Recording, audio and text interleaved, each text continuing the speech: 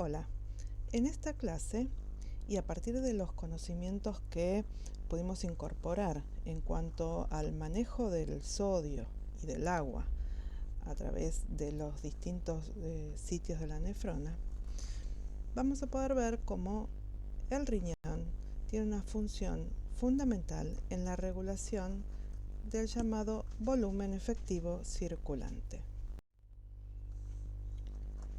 El volumen efectivo circulante es la parte del volumen extracelular que está contenido dentro del sistema vascular y perfunde en forma eficaz a los tejidos. Depende del sistema cardiovascular, es decir, de la estabilidad del sistema de vasos y del fenómeno de bomba del corazón. Depende de la regulación del volumen de todo el líquido extracelular y también depende de la regulación de la osmolaridad. Es necesario que se regule el volumen de líquido extracelular para mantener una adecuada presión y perfusión de los tejidos. Para regular el organismo ajusta y controla la excreción de sodio. También es necesario regular la osmolaridad porque muy pequeños cambios en osmolaridad tienen efectos muy nocivos. La osmolaridad se regula a través del ajuste del contenido de agua, es decir, el sodio es el que regula el volumen del líquido extracelular y el agua es la que regula la osmolaridad. Dijimos que el sodio es el determinante principal en el control del líquido extracelular, pero fíjense que está en directa relación con la osmolaridad, dado que pequeños aumentos de sodio, que se multiplican por 2 en la fórmula matemática, están en directa relación con aumento de la osmolaridad. Entonces, cuando hay aumento en el sodio corporal, aumenta transitoriamente la osmolaridad del líquido extracelular. Y digo transitoriamente porque están los mecanismos regulatorios para mantenerla en forma estable. Tanto el volumen a partir de los movimientos de sodio como la osmolaridad a partir de los movimientos del agua y el control del ATA actúan sobre un conjunto de sensores que van a dar lugar a la liberación de distintos mecanismos hormonales actuando en diferentes efectores que finalmente van a activar mecanismos renales en el movimiento tanto del sodio como del agua. Hay el sistema que detecta los cambios del volumen efectivo circulante lo hace a través de un número de sensores que están localizados en el sistema vascular y monitorean el llenado y la presión sanguínea. Son llamados receptores de volumen porque responden a estiramientos y se llaman varoreceptores. Hay sensores en el hígado y en el sistema nervioso que no parecen ser tan importantes en esto como los sensores vasculares. Los sensores de los que estamos hablando son de baja presión situados en las aurículas y en la vasculatura pulmonar, de alta presión en el seno carotídeo, el callado aórtico y el aparato yuxtaglomerular. Y además están los mencionados sensores del sistema nervioso central y de hígado. Una vez que los sensores de volumen detectaron un cambio en el volumen del líquido extracelular, mandan señales a los riñones que determinan un ajuste apropiado de la secreción de sodio y de agua. Cuando el líquido extracelular, el volumen extracelular se expande, la excreción de sodio y agua aumentan. Las señales que están relacionadas en el acople de los sensores del volumen con los riñones son neurales y son también hormonales.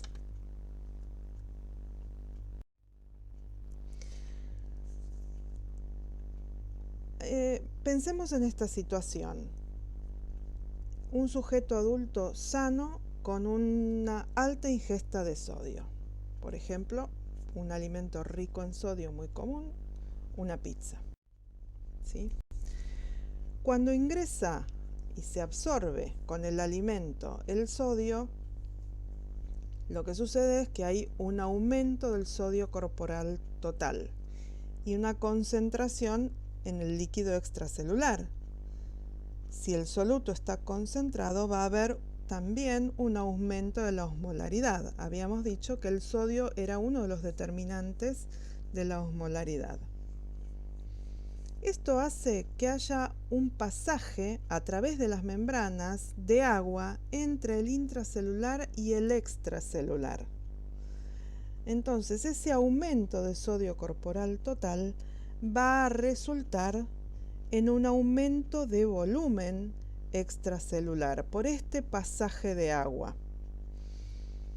Este aumento de líquido extracelular va a estimular la sed a grandes rasgos, el mecanismo de la sed y de la hormona antidiurética.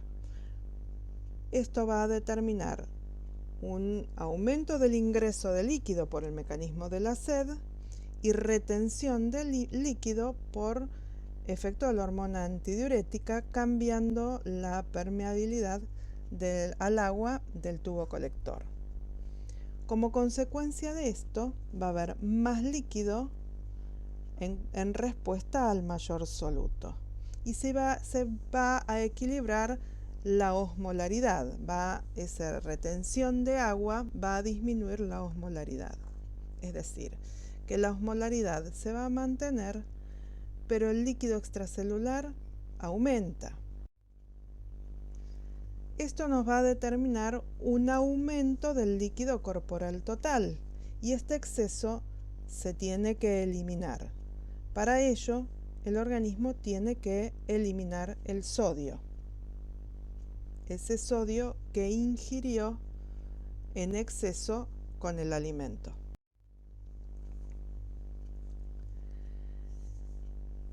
El volumen circulante efectivo varía en general con el volumen del líquido extracelular y estos dos parámetros son proporcionales y están relacionados con el contenido total de sodio. Dijimos que si aumentaba el sodio, por la ingesta del alimento rico en sodio, por ejemplo, aumentaba el volumen del líquido extracelular. Esto hace que aumente el volumen plasmático. Y si aumenta el volumen plasmático, estamos hablando de que aumenta el volumen dentro del intravascular. Y esto, en una situación fisiológica, va a aumentar el volumen minuto. Esta relación se mantiene a la inversa, en el caso de que hubiera una depresión de sodio. Todos los parámetros mencionados van a disminuir en forma concordante.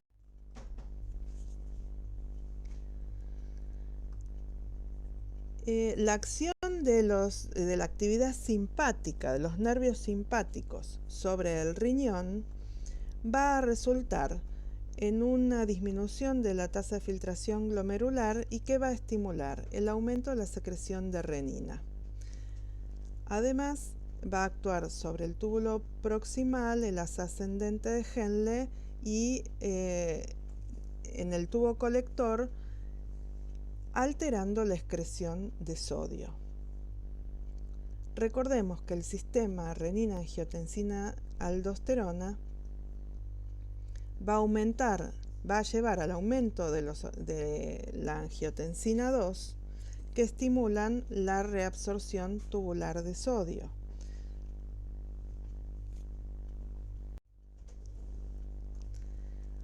Otros efectores como el péptido natriurético atrial lo que va a hacer es aumentar, ante un aumento de la filtración glomerular, disminuir la secreción de renina, disminuir la acción de la aldosterona y disminuir la reabsorción de cloruro de sodio y agua por el tubo colector.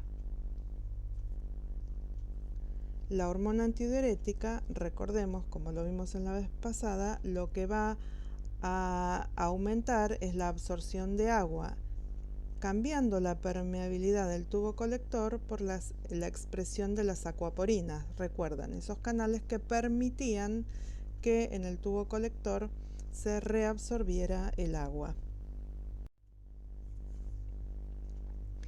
Bien, dentro de las situaciones fisiológicas puede haber cambios y no se cumple estrictamente la proporcionalidad entre los distintos compartimientos de la que hablamos recién.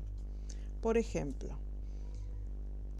cambios que tengan que ver con el retorno venoso. Si un individuo está de pie, disminuye el retorno venoso y disminuye la perfusión torácica. En el individuo acostado aumenta el retorno venoso y entonces aumenta la perfusión central.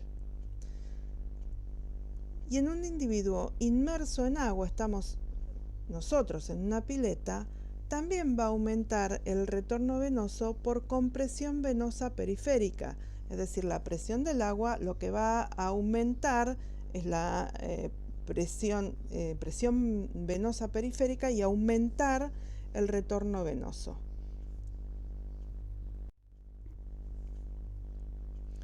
¿Qué va a pasar entonces en el individuo de pie?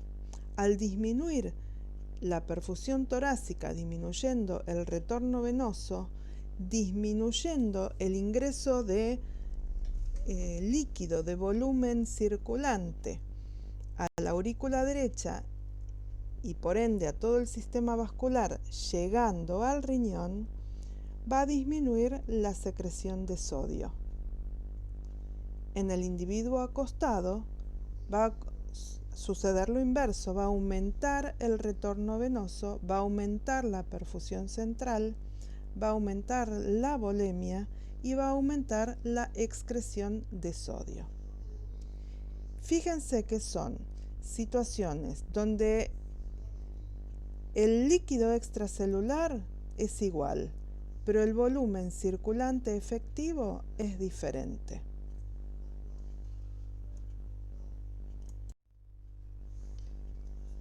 Estos cambios que se producen en situaciones fisiológicas en cuanto al volumen efectivo circulante van a hacer que el riñón vaya adecuándose a los distintos momentos y situaciones en las que vivimos a lo largo de nuestros días.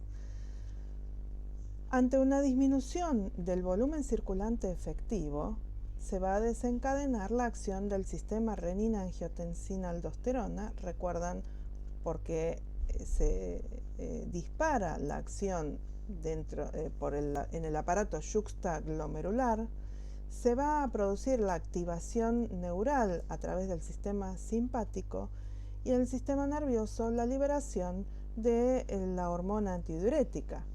El efecto de estos sistemas va a tener como resultado la reducción de la excreción de sodio y agua, con un consecuente aumento del volumen del líquido extracelular.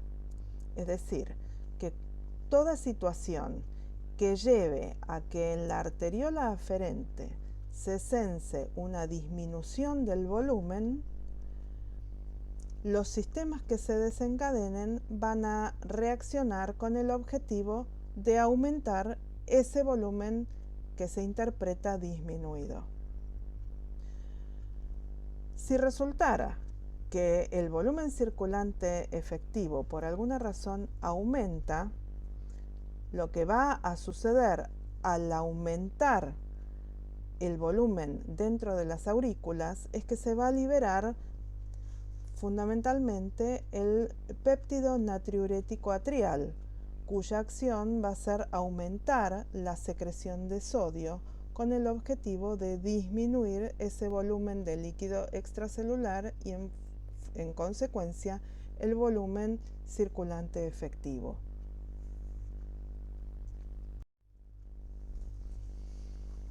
Ahora bien, dijimos que en situaciones fisiológicas, ante un aumento de sodio, aumenta el líquido extracelular y en forma paralela el volumen circulante efectivo, y estamos hablando en situaciones de un volumen minuto que aumenta en consecuencia por una buena función de bomba. Ahora, imagínense que hay, en el caso de una insuficiencia cardíaca, que hay una caída del volumen minuto por alteración en la función del ventrículo izquierdo. Esto va a llevar, en definitiva, a una disminución del volumen circulante efectivo por alteración de la función de bomba. ¿Qué es lo que va a interpretar la arteriola aferente? Que hay menos volumen, por lo tanto van a disparar el sistema simpático, renina, angiotensina, aldosterona y hormona antidiurética, con el objetivo de restablecer ese volumen. Entonces la respuesta va a ser un aumento del líquido extracelular. Ahora bien, el volumen circulante efectivo va a seguir disminuido por alteración de la función de la bomba. Entonces, el líquido y el sodio corporal total que fueron aumentando no se quedan dentro del volumen circulante efectivo, sino que van a pasar a otros compartimientos y va a pasar entonces al intersticio. En este cuadro se integran distintos mecanismos que se ponen en juego ante un cambio del volumen efectivo circulante. Por ejemplo, ante una disminución del efectivo circulante. Por un lado, ante la disminución de los estímulos en los receptores de las aurículas, lo que sucede es una disminución o una inhibición de liberación del péptido natriurético atrial. Por lo tanto, se va a interrumpir la natriuresis. Y por otro lado, se van a poner en juego el estímulo del aparato juxtaglomerular y del sistema renina-angiotensina-aldosterona. Esto va a llevar a cambios en la disminución de la excreción de sodio por los túbulos.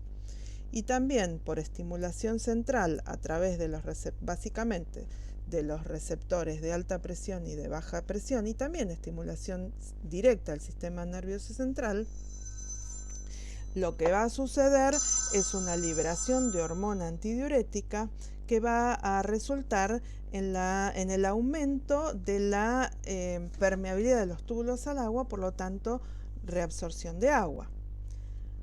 Disminución de la excreción de sodio y aumento de la reabsorción de agua van a resultar en un aumento del volumen circulante efectivo como respuesta al estímulo de la disminución del mismo. Y así se controla por realimentación el volumen circulante efectivo.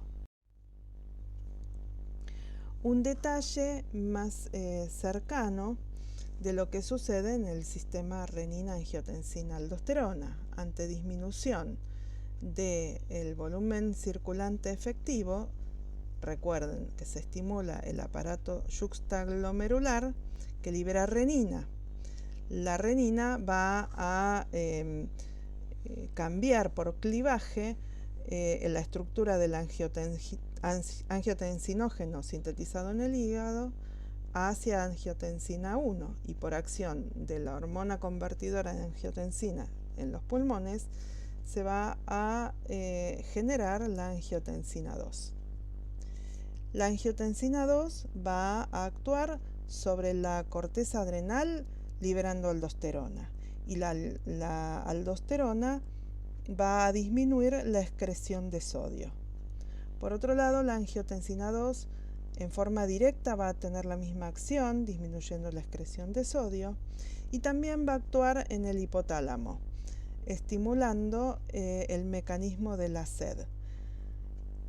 Y de esta manera estimulando que la persona ingrese agua desde el exterior.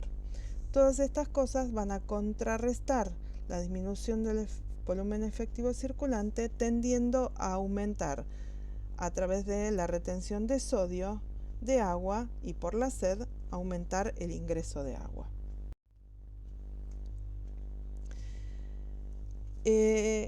La situación del volumen circulante efectivo a nivel normal se denomina euvolemia o normovolemia y requiere de un estricto balance entre la cantidad de sodio ingerido y la cantidad de sodio excretado.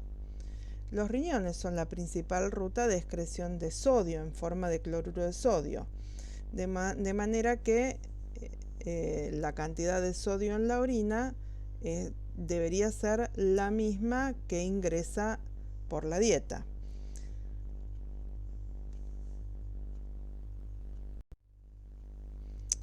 En situación de normovolemia o euvolemia, el túbulo colector es el lugar principal de la nefrona en el que se ajusta la reabsorción de sodio. Ante expansión del volumen efectivo circulante o hipervolemia, la respuesta renal no está solo en el tubo colector, sino que involucra todos los sectores de las nefronas, porque aumenta la reabsorción, disminuye la reabsorción en el túbulo proximal y disminuye la reabsorción también en el túbulo colector. Fíjense, comparando los porcentajes de reabsorción de sodio en euvolemia y en hipervolemia, disminuyen desde el túbulo contorneado proximal.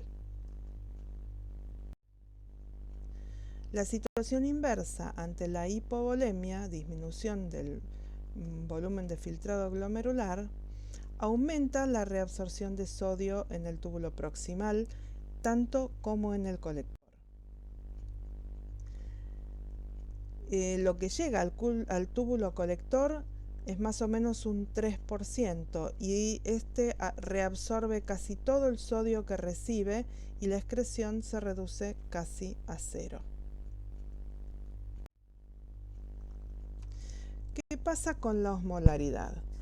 Cambios del 15% de la osmolaridad tienen efectos muy severos, sobre todo en el sistema nervioso central.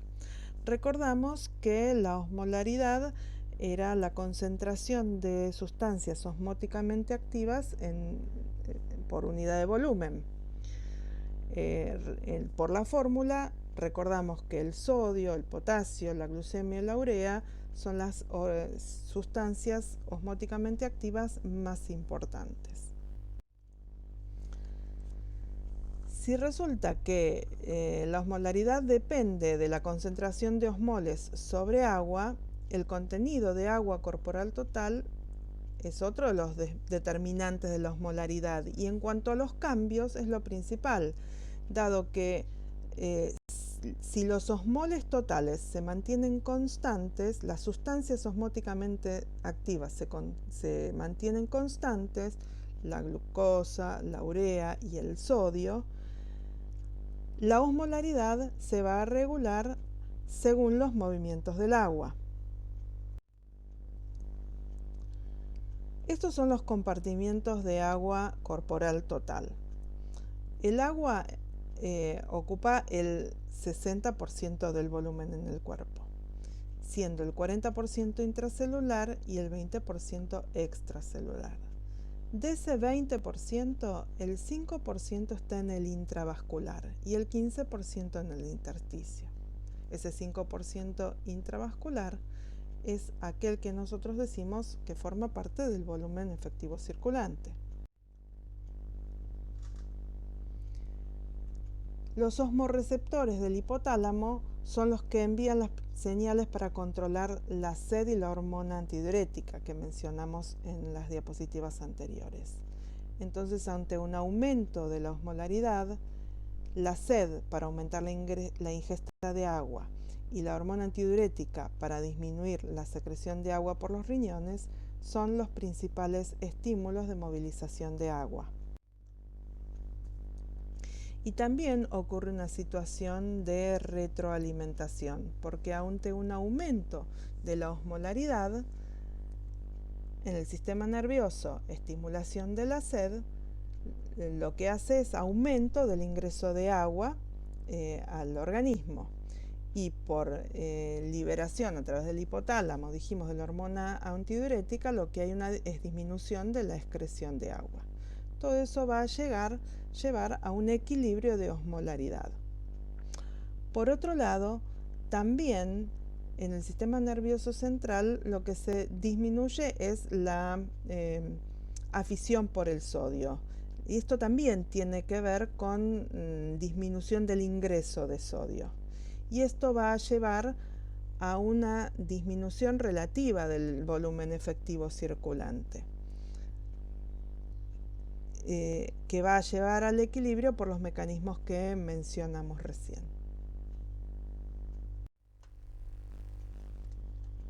A modo de resumen, tenemos que tener en cuenta que el mantenimiento del volumen efectivo circulante es fundamental para la adecuada perfusión de todos los tejidos.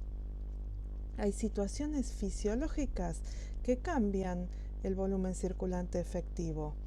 Para eso están los mecanismos de regulación de los que estuvimos hablando.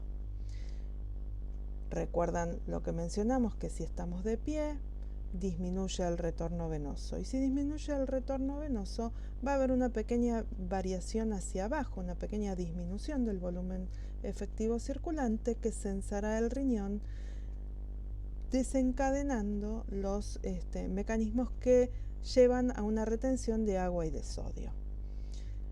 En cambio, por ejemplo, estando acostados o en situación de inmersión, el aumento de retorno venoso consecuente lo que va a liberar es el factor natriurético, y lo que se va a liberar es justamente la pérdida de sodio y con eso el agua. Por lo tanto, son movimientos que van a realizarse fisiológicamente a lo largo del día a través del riñón, aumentando o disminuyendo las pérdidas de sal y agua. Estos mecanismos, recordemos, también se ponen en juego en situaciones patológicas. En caso de deshidratación, que es una pérdida excesiva de agua, o de pérdidas sanguíneas completas, lo mismo el riñón y el sistema nervioso también censarán una disminución del volumen efectivo circulante y pondrán en juego los mecanismos mencionados. Aunque es posible que, según la gravedad de la pérdida, obviamente no sea suficiente y haya que reponer el líquido perdido de otras maneras artificiales. Y otro de los casos que mencionamos de la insuficiencia cardíaca es que por acción de una falla en la bomba va a haber una disminución del líquido del volumen que llegue a la arteriola aferente al riñón y se pongan en juego los mecanismos de retención de sodio y agua. Solo que mientras siga fallando la bomba, ese volumen efectivo circulante va a seguir bajo, y es gran parte de ese sodio y agua retenidos van a pasar a otro compartimiento, que es el compartimiento intersticial. Van a salir del intravascular para pasar al intersticial. De esta manera es un ejemplo patológico donde hay un volumen extracelular que es completamente diferente al volumen circulante efectivo. Y en este caso de la insuficiencia cardíaca, que lleva a incluso un aumento del líquido y del sodio corporal total. Hasta acá con la explicación de una de las últimas funciones que vemos este año del aparato renal. Espero que la clase haya sido clara y los espero con las preguntas en el foro.